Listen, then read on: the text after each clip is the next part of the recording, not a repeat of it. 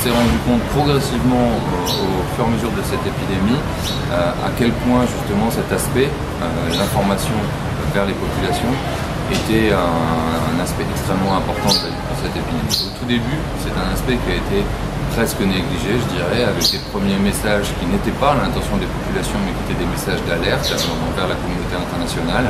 Le fait de la présence d'une épidémie d'Ebola dans cette région du monde, etc., avec des messages très inquiétants, des messages qui ont trouvé beaucoup d'écho aussi, parce qu'il faut savoir que faut se rappeler que cette maladie Ebola, c'était un grand épouvantail. Ces dernières années, il y a des livres, il y a des films qui utilisaient la maladie Ebola comme une source d'horreur dans les films, dans la littérature, dans des films, etc.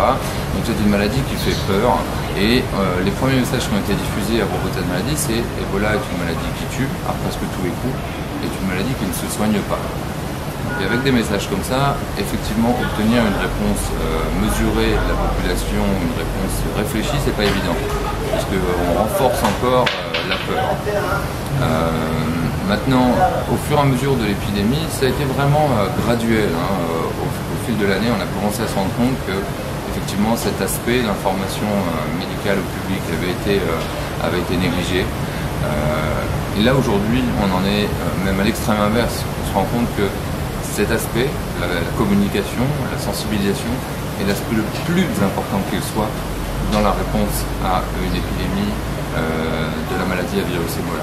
Pourquoi? Parce que, d'une part, ça se mélange avec plein d'autres aspects, d'autres particularités de cette maladie. Cette maladie a des symptômes extrêmement peu spécifiques, donc elle peut facilement être confondue avec de nombreuses autres affections. Les premiers symptômes peuvent ressembler à ceux du paludisme, peuvent ressembler à n'importe quelle infection ou intoxication alimentaire, ou je ne sais.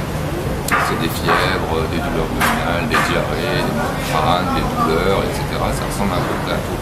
Donc si effectivement vous n'avez pas une bonne acceptation de l'existence de la maladie par la population, vous avez très peu de chances de voir les gens se précipiter vers les structures de santé spécialisées pour rechercher des soins et la possibilité d'être testés envers cette maladie.